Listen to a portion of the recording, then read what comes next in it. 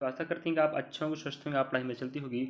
और अगर आप पहली बार हमें देख रहे हैं तो आपको विदित नहीं होगा, अगर आप हमें कंटिन्यू देख रहे हैं तो आपको विदित है। हम आपके लिए प्रयास कर रहे हैं सही सटीक जानकारी के माध्यम से। एमपी आबकारी आरक्षक भर्ती परीक्षा 2025 एग्जाम होना जुलाई महीने से स्टार्ट याद रखिएगा। इसकी तैयारी के लिए हम आपको बता दें, पिछले ईयर के प्रश्न मतलब होता है PYQ, ठीक है। PYQ प्रश्नों के माध्यम से तैयारी करवा, जहाँ पर आपको मैथ्स का, रीजनिंग का, GK GS का और साइंस की चारों पोर्शन वीडियो मिल जाएगा। और इसकी प्लेलिस्ट की जानकारी बता दें तो एमपी आबकारी आरक्षक PYQ कक्षा 2025-26 करके प्लेलिस्ट डाला है, जहाँ पर आप विजिट कर सकते हो। यकीन दिला दो विद्यार्थियों, आपको 100% आपको कह देते हैं, जिस प्रकार के हम पिछले ईयर के प्रश्न कवर करा रहे हैं, एग्जामिनर भी याद रखिएगा पिछले ईयर के प्रश्न देख कर बनाता है प्रश्न। तो 23 की भर्ती हुआ था जिसका एग्जाम के प्रश्न कवर करा रहे हैं, आप देखना चाहते हो एक बार विजिट करो। अगर आपको लगता है कि हम गलत जानकारी दे रहे हैं तो आप मत पढ़िएगा, अगर आपको लगता है कि सही सटीक जानकारी है तो आप लोग कंटिन्यू देख सकते हो, अपने साथियों के भी साथ साझा कर सकते हो, वो भी पढ़ें आप भी पढ़ें और सफलता की एक नई बुनियाद या एक नई मंजिल प्रयास करें। चलिएगा, हम प्रयास करेंगे आपको सही सटीक जानकारी देने का। आपको बता दें अभी तक हमने 20 फरवरी का, 21 फरवरी का, 22 फरवरी क्रम से shift by day by continue चल रहे हैं। आप देखते चलोगे, एक के बाद एक वीडियो देखिएगा, आपने आप समझ आने लगेगा कि शिफ्ट बाय डे बाय किस प्रकार के प्रश्न का पैटर्न फॉलो कर रहा है। जी साइंस मैथ रीजनिंग का समझे, जानकारी बताना पड़ता है, कुछ विद्यार्थी नए होते हैं। तो 22 फरवरी का थर्ड शिफ्ट का हमने 20 प्रश्नों का जी कवर करा दिया है और 15 प्रश्न अब साइंस इस पार्ट में कवर होने वाले। चलिए दिखाते हैं साइंस के प्रश्न। प्रश्न क्रमांक आप देखें 21 याद रखेंगे, 21 से 35 तक आपको साइंस का प्रश्न मिलेगा। यह और आबकारी आरक्षक भर्ती का PYQ प्रश्न चल रहा है। NTPC group D RPF constable में भी काम दिया था और NTPC ग्रुप डी की एग्जाम वहां पर काम देगा, याद रखिएगा। और ग्रुप डी में तो 25 नंबर का साइंस आने वाला है कि नहीं। देखिएगा पहला, पानी की दो प्लेटों के बीच, सॉरी, पानी दो प्लेटों के बीच बहता है, जिसका शीर्ष स्थिर है और जिसका तल वेग से चलता है। शीर्ष प्लेट के संपर्क में आने पर द्रव का वेग क्या होगा। कहने मतलब विचार रहा है कि आपके पास दो प्लेट हैं और दोनों प्लेटों के बीच से पानी बह रहा है और जिसका शीर्ष स्थिर है, समझे, याद रखिएगा, और जिसका तल वेग चलता है, याद रखिएगा। तो हमें बोल रहा है शीर्ष प्लेट के संपर्क में आने से द्रव का वेग क्या होगा, याद रखिएगा। ऑप्शन आप देख पा रहे होंगे यहाँ पर, ऑप्शन देख लीजिएगा आप लोग। इस प्रकार से ऑप्शन डी राइट मान रहा है, राइट। इसका मतलब ये हुआ कि आपका वेग क्या है, शून्य हो जाएगा, समझे। तो इस प्रकार से पैटर्न फॉलो करते चल रहा है साइंस का। अगर आपको ब्लर दिखाई देता हो वीडियो, ध्यान रखें, थोड़ा सा आप क्वालिटी बढ़ा लीजिएगा, क्योंकि इतना छोटा इस वो प्रश्नों को लिख के रखा कर्मचारी चयन मंडल का जो वेबसाइट के माध्यम से हमने निकाला है। और आप बता दें 100% आप बता दें PDF याद रखिएगा वह सही है, तो मत सोचिएगा PDF किसी और भर्ती का और आप करवा रहे हैं आपका एग्जाम पर। तो आप लोग क्रॉस वेरीफाई भी कर सकते हो, उसके बाद पढ़ लीजिएगा। प्रश्न नंबर 22, निम्नलिखित में से कौन सा लिंग संबंधित आप प्रभावी रोग है। ठीक है, लिंग, निम्नलिखित में से कौन सा लिंग की बात कर रहा है। लिंग मतलब होता है जो लिंग निर्धारण करने वाले गुणसूत्र हैं उनसे संबंधित रोग है, तो आप प्रभावी रोग कहलाता, याद रखिएगा। ऑप्शन आप देख पा रहे होंगे, सिकल सेल एनीमिया। इस प्रकार से ऑप्शन आप देख सकते हो, ऑप्शन डी आपको राइट मान याद रखेंगे।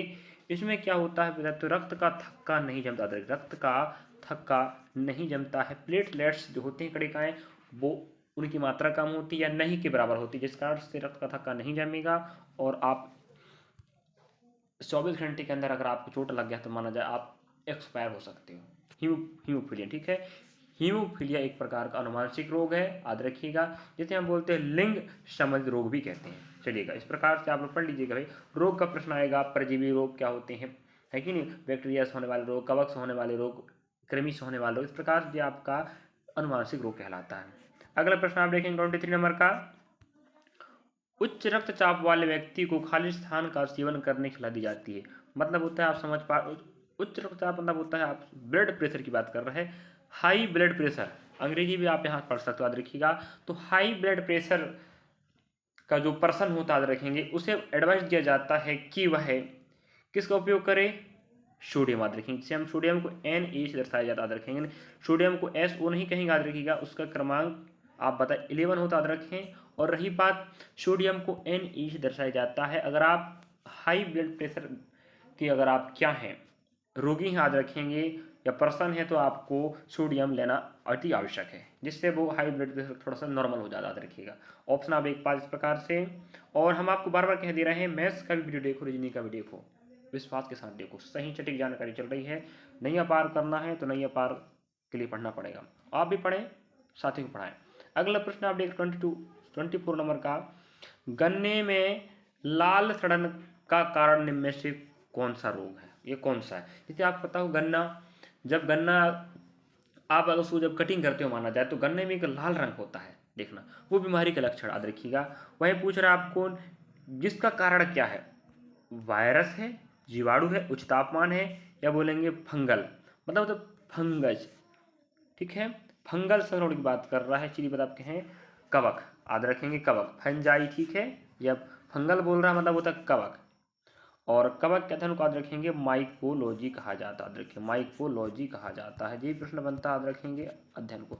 इस प्रकार से देखिएगा प्रश्न का पैटर्न, हमें ये प्रश्न पूछा है रोग संबंधित, तो गन्ने में जो लाल रंग होता है याद रखिएगा, और रोग का प्रश्न पूछ ही रहा भाई, पैटर्न वही फॉलो कर रहा है, तो वो फंगल मतलब होता है फंजाई, या आप कवक कह सकते हो, कवक के संक्रमण के कारण वो लाल रंग हो जाता है गन्ने का, समझे। चलिए इस प्रकार अगला प्रश्न आप देखेंगे प्रश्न क्रमांक 25 नंबर का, लास्ट तक देखिएगा 35 तक। पौधे में झुलसा रोग कैसा दिखाई देता है? झुलसा रोग मतलब पौधे, याद रखिएगा यहाँ पर पिछला भी प्रश्न हमें पूछा गन्ने से संबंधित रोग, जो फंजाई कवक या फंगी के कारण होता, याद रखेंगे किससे होता है पूछा। अगला प्रश्न पूछा हमें क्या था, देखिएगा पौधे में झुलसा रोग होता है, झुलसा तो पूछा है कैसा दिखाई देता हो, याद रखिएगा जले हुए के रूप में। जैसे आपको बताएं जब कोई पेड़ में आग लग जाए तो उसके पत्ते बिल्कुल सिकुड़ जाते हैं, आप देखे होंगे, तो पूरा आग अगर तेज लगा तो वो जला देगा, लेकिन हल्का सा जब पेड़ में थोड़ा सा आग लग जाए माना जाए, या उसको जो आग की जो आप लपटे होते धुआं होता माना जाए, है कि नहीं, वायु, वो अगर वहाँ चले जाए पत्ते में, ठीक है, लिप में, तो वो पत्ते को थोड़ा सुखड़ा देता है, ठीक है नहीं, तो वही है जले हुए के रूप, याद रखेंगे। तो झुलसा रोग कैसे देखा जाए, जले हुए के रूप में। अगला ऑप्शन आप देख पाएंगे इस प्रकार से। अगला प्रश्न देखिएगा प्रश्न 26 है, और प्रश्नों को उठा के पढ़ना आपकी जिम्मेदारी, याद रखिएगा। निम्नलिखित में से कौन सा तरलीकृत पेट्रोलियम गैस के मुख्य घटक का सबसे अच्छा वर्णन करता है? मतलब तरलीकृत पेट्रोलियम गैस की बात कर रहा है, सबसे अच्छा मुख्य घटक मतलब जो पेट्रोलियम पदार्थ होता है वो किससे बना होता है, ये पूछना चाह रहा, सीधी बात। ऑप्शन आप देख पा रहे होंगे, डी आपका राइट आंसर होगा ब्यूटेन। तो ध्यान रखिएगा जो पेट्रोलियम गैसें होती हैं तरलीकृत, ठीक है, वो ब्यूटेन से बने होते हैं, ब्यूटेन से, समझ विद्यार्थियों। तो घटक पूछा, सीधी बात, नो बकवास, क्या पूछा, घटक पूछा। 26 नंबर का इस प्रकार 27 की बात करें, आप देख पा रहे होंगे, निम्नलिखित में से किस पदार्थ में पेंसिल लेड बनता है? मतलब एक यहाँ ऑप्शन आपको पदार्थ देख रखा है, पदार्थ से, उस पदार्थ से हम पेंसिल लेड बनाते हैं, समझे। तो ऑप्शन आप एक बार होंगे चारकोल, लकड़ी, शीशा, आपका ग्रेफाइट, याद रखेंगे, सीधी बात, दो बकवास। अगर आपको पता होगा पेंसिल मतलब होता है, आप जानते हो कि पेंसिल तो आप बच्चे छोटे रहेंगे तो पेंसिल यूज करते रहेंगे, अभी भी अगर आप पढ़ाई कर रहे हैं तो पेंसिल तो यूज करते होंगे। पेंसिल याद रखिएगा ग्रेफाइट से बना होता है, वही पूछ रहा भाई घटक, सीधी बात, ठीक है। या पेंसिल लेड किससे बनता है, याद रखिए ग्रेफाइट, या एक प्रकार का कार्बन का क्या है वो अपर रूप, याद रखें, समझे। चलिएगा इस प्रकार से घटक पूछा है। इसके पहले प्रश्न में हमें क्या पूछा था कि पेट्रोलियम गैस किससे बने होती है, ब्यूटेन से, हमने बताया। अगला प्रश्न में पूछा कि पेंसिल लेड किससे बना होता है, याद रखिए आप क्या बोलेंगे, ग्रेफाइट, वो जो कार्बन का अपर रूप है। 28 की बात करें, निम्नलिखित में से कौन सी गैस बायोगैस से नहीं बनती है? मतलब निम्नलिखित कौन सी गैस जो बायोगैस से नहीं बनती, क्या देखिएगा ऑप्शन देखिए, methane, next sulphur dioxide, carbon dioxide, hydrogen gas. Option B right आपको हो जाएगा हाइड्रोजन गैस। मतलब होता है बायोगैस कहने का मतलब ये है कि बायो, आप सीधी बात करो जो प्रकृति से जो गैस नहीं बनती है, जैसे बात करें मीथेन, मीथेन आपके भाई गोबर में बनता है, नहीं बनता। इस प्रकार से जो गैसें प्राकृतिक चीज़ों से बनाई जा सकती है उन्हें हम क्या बोलते हैं, बायोगैस, और जो नहीं बनता वो आपका सल्फर डाइऑक्साइड, याद रखें, ठीक है, सल्फर डाइऑक्साइड। CO2 भी तो भाई कहाँ से मिलता हो, वातावरण से मिलता है, प्रकृति से मिलता है कि नहीं। चलिएगा इस प्रकार से आपका ऑप्शन बी राइट हो जाएगा। सल्फर डाइऑक्साइड एक ऐसा गैस है जो बायोगैस नहीं है या बायोगैस से नहीं बनता है। अगला प्रश्न आप देखेंगे 29 नंबर का, कौन सा ईंधन शैवाल कार्बोहाइड्रेट सामग्री से बनता है? कौन सा ईंधन की बात कर रहा है जो ईंधन शैवाल कार्बोहाइड्रेट सामग्री से बनता है? पहले आप देख पाएंगे, यही आपका हो जाएगा बुटानोल, बुटानोल, याद रखिएगा, समझे। नेक्स्ट अगला ऑप्शन इस प्रकार से आप देख सकते होंगे। नेक्स्ट प्रश्न हमें कह रहा है, देखिएगा प्रश्न 30 नंबर का, 30, आग संरक्षण परियोजना कब शुरू की, याद रखेंगे। आग एक प्रकार का आप जीव होते हैं, आप देखे होंगे, आप अवश्य नहीं देखे, बताओ आग है कि नहीं। आग संरक्षण परियोजना की बात कर रहा है, कब शुरू हुआ था, याद रखें 2006 ही इसका राइट आंसर हो जाएगा, 2006। इस प्रकार से संरक्षण से संबंधित हमें योजनाएं परियोजना के बारे में लॉन्च कब हो पूछता रहता है। अगला प्रश्न देखें 31 नंबर का, घास स्थली तथा वन परितंत्र में जीव भार का पिरामिड कैसा होता है।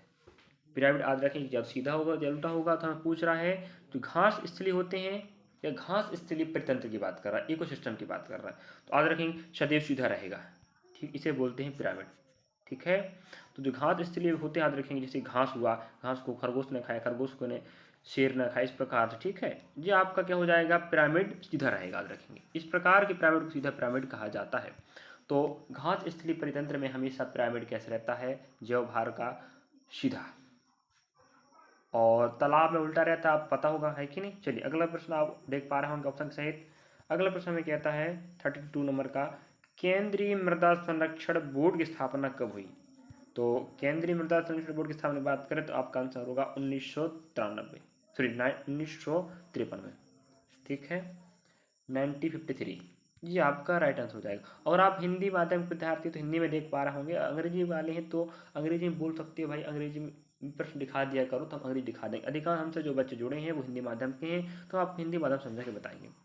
और हम आपको जीके जैसे साइंस के प्रश्न दिखा रहे हैं, हम ज़्यादा तो आपको व्याख्या करके नहीं बताते हैं, हम आपको सिर्फ दिखाने का प्रयास कर रहे हैं। देख लीजिएगा कि प्रश्न का पैटर्न क्या था, किस प्रकार का प्रश्न पूछा था, कितना डीपली पूछा, कितना हार्डली पूछा है, इजी पूछा, सरल पूछा, कहाँ से पूछ रहा है, ये दिखाना चाह रहे हैं। और बाकी रही मैथ्स की, मैथ्स रीजनिंग तो हम अच्छे से समझा के बता रहे हैं, याद रखिएगा। पूरा सिस्टमेटिक 10-10 प्रश्नों का पार्ट बनता, पूरे 10 प्रश्नों को बढ़िया समझाते हैं, सिखाते हैं, अगली बार वो आज बननी चाहिए। तो मैथ्स का झंझट, रीजनिंग का झंझट है, जुड़े हमसे और पढ़ें। और जी के जो रीजनिंग की बात, जो टॉपिक आ रहा है, जो प्रश्न आ रहा है, उसको उठा के पढ़ो टॉपिक को, देखो फिर कैसा मजा आता है पेपर देने में। 33 नंबर का, एरोबिक श्वसन में ग्लूकोज के 1 ग्राम अणु में कितना एटीपी होता है, देखिएगा। तो हमें बोल रहा है कि एरोबिक श्वसन में ग्लूकोज के 1 ग्राम अणु में एटीपी मतलब होता है ऊर्जा के रूप को, एटीपी का याद रखें जाएगा 38 एटीपी, इतना ऊर्जा पाया जाता है। और ऑप्शन सहित आप देख सकते हैं। अगला प्रश्न आप देख पा रहे होंगे 34 नंबर का, पुष्पों की पुष्प अक्ष पर लगने की व्यवस्था को क्या कहा जाता है। पुष्पों की पुष्प अक्ष पर लगने की व्यवस्था, जो पुष्प अक्ष होता है वहां पर पुष्प लगते हैं, तो उसको क्या कहा जाता है। ऑप्शन आप देखेंगे पुष्पक्रम, क्या बोलते हैं, पुष्पक्रम। तो जो पुष्प अक्ष होता है वहाँ पुष्प लगते हैं ना, है कि नहीं, तो उसको हम पुष्पक्रम कहते हैं, याद रखिए। इस प्रकार से आपको फ्लावर के बारे में पूछा है।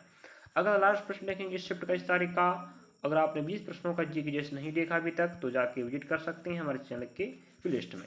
और systematic chapter by day by continue जी के जेस का और साइंस का प्रश्न चल रहा है। मैथ्स रीजनिंग का थोड़ा विराम चल रहा है, मतलब हल्का धीमा चल रहा है। बाकी जी के जेस साइंस का तो पर डे आपको एक प्रश्न जी के जेस मिलेगा, उसी शिफ्ट का अगले दिन आपको साइंस का मिल जाएगा। नेक्स्ट देखिएगा, वह व्यवस्था, यहाँ खालिस्तान है, खालिस्तान वह व्यवस्था जिसमें एक फूल की कली में बाह्य दल या पंखुड़ियाँ व्यवस्थित की जाती हैं। देखिएगा वो पूछ रहा है कि इसे क्या बोलते हैं, याद रखिएगा इसे बोलते हैं पुष्प दल विन्यास। क्या बोलते हैं, पुष्प दल विन्यास कहा जाता है, समझे। जो बाह्य दल होता है, जहाँ पंखुड़ियाँ लगी होती हैं, वही पुष्प लगे रहेंगे तो पुष्प क्रम कहते हैं। जब जहाँ आपके बाह्य दल पंखुड़ियाँ लगी होती हैं उसे हम क्या बोलते हैं, याद रखें विद्यार्थियों, उसे हम कहते हैं क्या, पुष्प दल विन्यास, समझे। चलिए इस प्रकार से हमने आपके लिए 35 प्रश्न कवर कराया है बड़ी ईमानदारी से, और इसमें आपकी ईमानदारी बनती है अब कि आप लोग पढ़ते रहें। तो प्रश्न यहाँ 25 कह रहा भाई, ओनली 15 प्रश्न कवर हुआ है, वो भी साइंस का। तो थोड़ा सा हार्डली प्रश्न आएगा साइंस का, याद रखिएगा, जिसमें से आपको पता है 35 प्रश्न आएंगे, 20% जीके जीएस का, 15% आपका साइंस रहेगा, पूरा आपका 35 हो जाएगा। बड़ी हम आपको एक शिफ्ट को 2 पार्ट बना के दिखाते हैं। वीडियो अच्छा लगा, जानकारी आपको 10% अगर जानकारी आपको अच्छी लगती है, आपको काम लायक है, कि आप समझ पा रहे हैं कि भाई पेपर में इस प्रकार प्रश्न आए थे, इस टॉपिक पढ़ना, तो हमें जरूर आप लोग कमेंट करके बताइएगा, इससे हमारा हौसला बढ़ेगा। हम आपको पर डे प्रयास करेंगे डाटा देने का, और विद्यार्थियों को कहना तो हम दे ही रहे हैं। और हम आपको बता दें ऑफलाइन क्लास भी संचालित होती है, अगर आप जुड़ना चाहते हो जुड़ सकते हो हमारे साथ और पढ़ भी सकते हो, है कि नहीं। फेस टू फेस प्रत्यक्ष रूप से पढ़ना अलग होता है भाई।